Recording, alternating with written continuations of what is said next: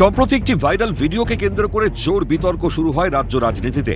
বিতর্কের কেন্দ্রবিন্দুতে উঠে আসে আম জনতা উন্নয়ন পার্টির চেয়ারম্যান হুমায়ুন কবির।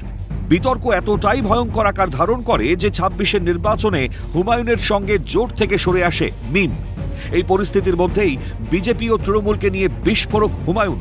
কার্যত হুঁশিয়ারির সুরে হুমায়ুন বলেন, বাবরি মসজিদের ১০১ কিলোমিটারের মধ্যে বিজেপি, আরএসএস ও তৃণমূলের নেতারা আসলে তাদের জীবন্ত পুঁতে ফেলা হবে। বাবরি মসজিদের ১০১ কিলোমিটার দূরে যে বিজেপির নেতা আসবে তাদেরকে জেসিপি দিয়ে ১০ ফুট করে গর্ত করে জীবন্ত পুঁতব।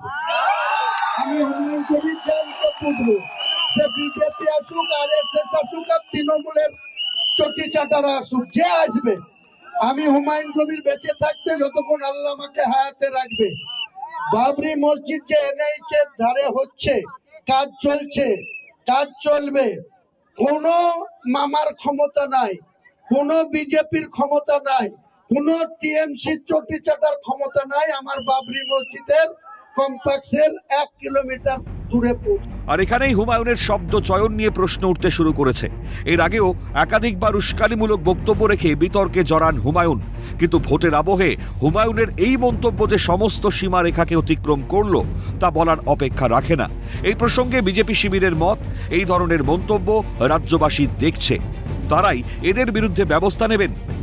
এইসব কথা উনি বলছেন বাজার গরম করার জন্য, এবং ওনার মালকিন তৃণমূলের নেত্রী মমতা বন্দ্যোপাধ্যায়ের নির্দেশ। এসব বলে লাভ হবে না। বিজেপি অব্দি যেতে হচ্ছে কেন, একটি নির্দিষ্ট রাজনৈতিক দল নয়, পশ্চিমবঙ্গের বাঙালি যারা বহুত্ববাদে বিশ্বাস করে, যারা বিশ্বাস করে যে এই রাজ্যে ভাগ, এই পুরো রাজ্যে কোনো রকম ভাবে এই ধরনের বৈরী মনোভাবাপন্ন কোনো জিনিসকে যারা সহ্য করবেন না। হুমায়ুনের বিতর্কিত মন্তব্যকে কেন্দ্র করে যখন সপ্তমে বঙ্গের রাজনৈতিক প্রেক্ষাপট, সেই মুহূর্তে ফের হুমায়ুনকে তৃণমূলের এজেন্ট কটাক্ষ কেন্দ্রীয় স্বরাষ্ট্রমন্ত্রী অমিত শাহের। তার সাফ জবাব, রাজ্যে বিজেপি ক্ষমতায় এলেই বাংলায় বাবরি মসজিদ বানাতে দেওয়া হবে না। अपने चट्टे पट्टे हुमायूं कबीर को साथ में रखकर यहां बाबरी मस्जिद बनाना चाहती है। दीदी कान खोलकर सुन लो,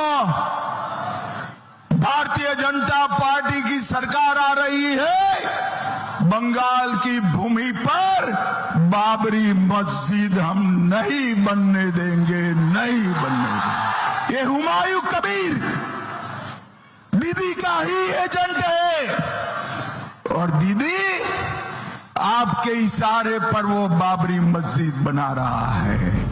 একই সুর শোনা গিয়েছে কেন্দ্রীয় শিক্ষা প্রতিমন্ত্রী সুকান্ত মজুমদারের গলাতেও।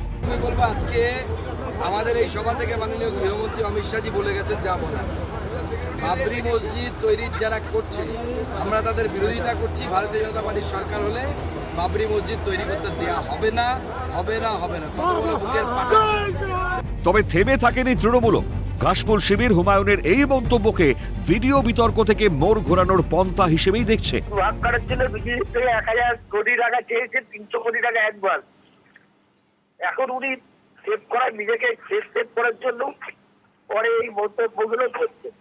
ওনার কথা ভিডিওতে এসে গেছে, উনি কি কি কথা বলেছেন, বিজেপি থেকে কত টাকা নিয়ে ভোট ভাগ করার জন্য খেলেছেন, এটা এখন এক্সপোজ। এখন উনি যাই বলুন, কোনো কথাই কেউ বিশ্বাস করবেন। সব মিলিয়ে বঙ্গের রাজনৈতিক ময়দানে হুমায়ুন ইস্যুতে ক্রমেই চড়ছে রাজনৈতিক উত্তাপ। এই চাপ ভোট বাক্সে কতটা প্রতিফলিত হয় এখন সেটাই দেখার। ক্যালকাটা নিউজ।